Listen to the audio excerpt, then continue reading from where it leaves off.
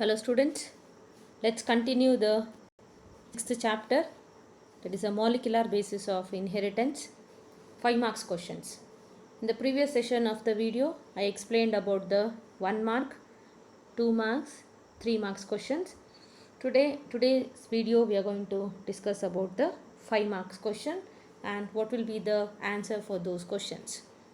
So here, the first question, explain the Michelson and Stahl experiment to prove semi-conservative mode of replication. That means these two scientists have done the experiment to prove replication will take place in the method of semi-conservative. To prove that, they have done the experiment. For that experiment, they have selected the E. coli cells and they have grown the E. coli cells in the medium containing ammonium chloride. NH4Cl is a ammonium chloride. In that it is a nitrogen which it is present in the ammonium chloride compound is a heavy isotope. So this heavy isotope is represented by N15. So N15 containing media, that is NH4Cl has been used as a media so that 15N will be incorporated in the newly synthesized DNA. Then after growing that, the DNA in the E. coli cells will undergo replication. So how to differentiate the N15 and N14 based on the density gradient, that is cesium chloride density gradient centrifugation if we do, so that it will form two layers. That is the two layers are, one is a N15 and another one is a N14. So that's here. That means the DNA molecule can be distinguished from N14 and N15 by cesium chloride density gradient centrifugation. So next what they will do, they will transfer the E. coli cells into the media containing NH4Cl. Then after that few intervals of the time, that means after 20 minutes of the duration, they have extracted the DNA from the cell. Then that DNA which is extracted from that is after 20 minutes, has been transferred to the, that is from 15N to 14N. So here it will what happens during the replication process, it will forms a hybrid DNA. So it will forms a hybrid DNA. Then after 40 minutes, when the DNA has been extracted, it will show same way like a hybrid DNA. What is that hybrid DNA? You see here, first when they will grow, it will contains 15N. When they will transfer from 15N to 14N, then one strand will become 15N, another strand will come 14N. So this is called hybrid DNA after 20 minutes. Again after 40 minutes, it has one DNA will becomes the only N14, another two strands, you can see another two strands, both hybrid, that is N15 and N14. First DNA you see only N14 and next two DNA will have a 15N and 14N. The last also here it is a 14N, indicates that among the two DNA strands, one will become the parental DNA strand, another will become the daughter DNA strand. This type of DNA is called as a replication will takes place by semi-conservative method. Next is describe the process of DNA replication with the help of diagram. So here you have to write the diagram. This is the diagram which has been shown here. One strand is in 5' to 3' direction. Another strand will be 3' to 5' direction. Compulsory diagram you have to write it. The DNA strand which will be synthesized here, it is a 5' to 3'. This is called a leading strand. And here it is opposite to that, it is a lagging strand. Let's see the process of replication. The step 1 is, you have to write first, double strand DNA will be separated by using the enzyme, that is a helicase enzyme. So what it will do, it will break the DNA bonds between the two strands and separate the two strands of DNA. So what will happen? Replication fork. Strand separate agatte.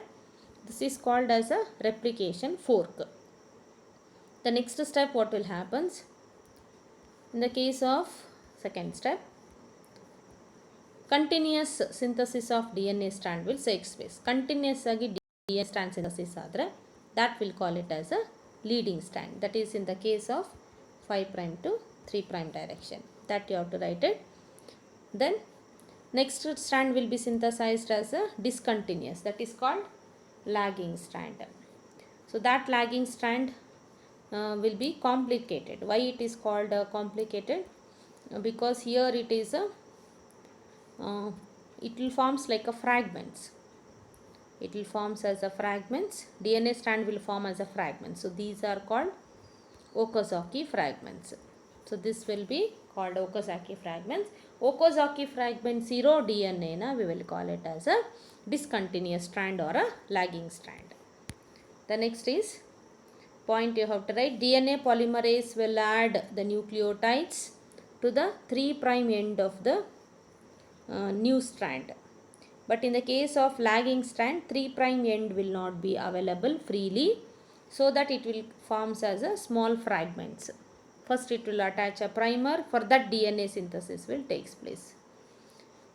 Next, DNA polymerase will synthesize the DNA by adding the free nucleotides. Then RNA primer will be replaced with the DNA. Then DNA ligase will joins the fragments. That is in the case of Okazaki fragments, and also between the RNA the primer replaced DNA and also the remaining DNA strand adanna join ಮಾಡುತ್ತೆ. That is the DNA ligase. The next is the silent features of the Human Genome Project. The silent features are, the first one here is, the human genome contains the 3164.7 million nucleotide bases are there. Then a gene minimum it consists of 3000 bases. The largest genome, you have to write the points which are important what I am telling. That is a dystrophin gene which contains 2.4 million bases. This may ask as a 1 mark question, which gene is the largest gene which is present in the human genome. How many base pairs are present? That may ask as a question, 1 mark question. The next is here you can see the largest gene is a dystrophin gene. That point. The next is the total number of genes which is estimated as 30,000. 9% of nucleotide bases are exactly same in all the people. So here the functions, just 50% of the gene functions are known. Then less than 2% of genome will codes for the protein. That point you have to write it. Then repeated, if it is like 6 or 5 points, if you write 6 or 7 points, at least you have to write it the 6 points maximum. In that, whatever discussed I so far, that you have to write it.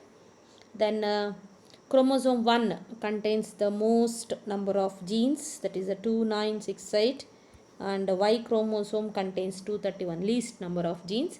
This you have to write it.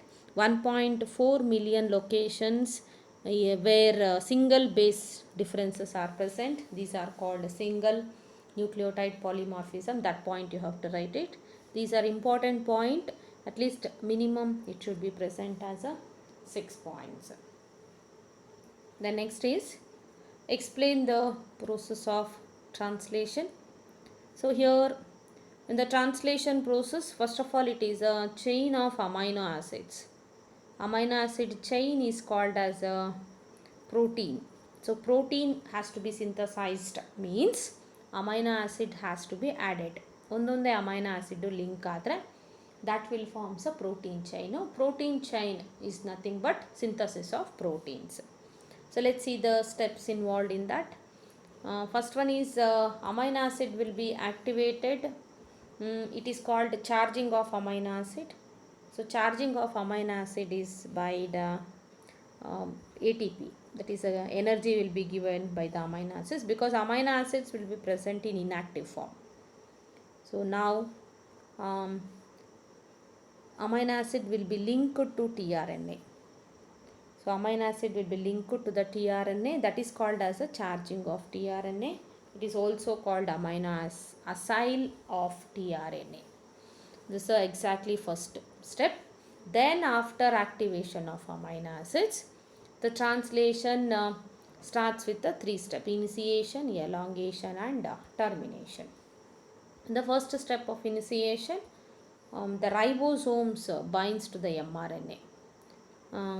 Here the smaller subunit, and here there is attachment of the mRNA. Next, first codon is a initiator codon, that is a AUG will be present. Then for that there is attachment of the next is a larger subunit. Then elongation will take place. The elongation is the ribosome will be proceed to elongation phase for the protein synthesis. During elongation, here the amino acid will be linked to the tRNA and sequentially bind to the codon on the mRNA with the binding of tRNA as an anticodon. Then the ribosomes will move from one codon to another codon. mRNA will not move, ribosomes will move. Then amino acids are added one by one and it will forms as a protein chain. Then during the termination, what will happen? At the end, the releasing factors binds to the stop codons, that is a UAA, UAG, UGA. So in that way, releasing factors will binds and completes the polypeptide chain formation. The next is a 5-mark question. Explain the Griffith's transforming principle. That is how the Griffith has done the DNA is a transforming principle. You want to identify what is a genetic material for that. Which one is exactly genetic material? So you want to identify whether it is a DNA or RNA or a protein. Then for that he has done an experiment with the Streptococcus bacteria, which will causes the disease is pneumonia. So here in that Streptococcus there are 2 strains, that is R strain and S strain. So here the R strain and S strain, the difference is S strain is a virulent strain, that means which will causes the disease. If it is injected to the mice will die. Suppose if it is the R strain is there, if that will be injected to the mice will remain alive. That means it will not cause the disease. Pneumonia will not be caused. So then he has taken S strain, and that S strain he has done the heat killing. When he injected to the mice was alive. Usually S strain inject ಮಾಡಿದ್ರೆ mice ಸತ್ತೋಗಬೇಕು, but the mice was alive because the S strain was killed. That means dead S strain. Then he has done a mixture, heat killed S strain and live R strain. That means alive R strain mixed with the heat kill S strain, injected to the mice. Then the mice found died. So what is he concluded? That means something from the heat killed S strain, something from the heat killed S strain has been transferred. So here you can see that conclusion. Something from the bacteria, that is heat killed bacteria, it has changed R strain into S strain. That he has kept the name as a transforming principle, but he couldn't identify what is that, whether it is a DNA or a RNA or a protein. So he has told that some transforming principle has changed heat killed S strain to R strain, and R strain has converted into virulent. That's the statement he has given by the Griffith. Next question is, It's a very important here, a Lac-Operon concept. So here in the before session of the video, that is in the 3 marks question, I told what are the genes which are present in the operon, Lac-Operon. There is a promoter regulator gene, again a promoter operator for the structural genes. Let's see in the presence of lactose what will happens, in the absence of lactose what will happens. So absence and presence of lactose. Let's see. Both we have to write it. Both will carry 2.5 marks. A half mark for the diagram and 2 marks for the explanation. So you have to write it in presence of lactose or in the absence of the lactose. So here first of all the Lac-Operon consists of regulator gene, then that is called as I, which produces the protein, repressor protein. Then it is also consists of structural genes, that is Z, Y and A. Let's see first one. In the absence of inducer, what will happen in the absence of if at all lactose will not be present in the media? So repressor will be synthesized by the regulator gene. Then repressor protein binds to the operator, and operator will prevent the RNA polymerase to undergo transcription of structural genes, that is ZYA, so that ZYA genes will not produce any enzymes. That is in the absence of inducer. So here you can see that here in the absence of inducer. So you can see regulator gene produces the protein repressor, that will repressor produces mRNA. Repressor protein will binds on to the operator, so that RNA polymerase cannot do the transcription. So no enzymes. Enzymes are not produced. In the case of presence of inducer, what will happen? As usual, regulator gene will produce as mRNA. mRNA will produce as the repressor protein. This is the repressor protein. But here what will happen? If inducer is present, lactose idre, that will go and bind on to the repressor protein. Then repressor protein will be inactive, so that it will not bind. It will not bind. Now operator is free. The operator is free and transcription will take place, so that produces the Z gene, Y gene and A gene produces the mRNA and proteins will be produced. That is in the presence of lactose. That is only point just now I have told. In presence of repressor, in presence of inducer, repressor will be inactivated by the inducer, so that RNA polymerase will undergo transcription. It will makes to undergo transcription of structural genes and produces the enzymes. Next question is, Oswald Avery and others have continued the Griffith's transforming principle to prove DNA is a genetic material, because Griffith have stopped there only. He couldn't identify what is exactly genetic material, DNA or RNA or a protein. Now Oswald Avery and others have continued. Answer you have to write is, Oswald Avery and others have continued the series of experiments to identify the transforming principle. Let's see what is that, what they have done. Transforming principle first they have done they have done a precipitated with the alcohol. This shows it is not a carbohydrate. Then they have destroyed with the protease, so it is not a protein.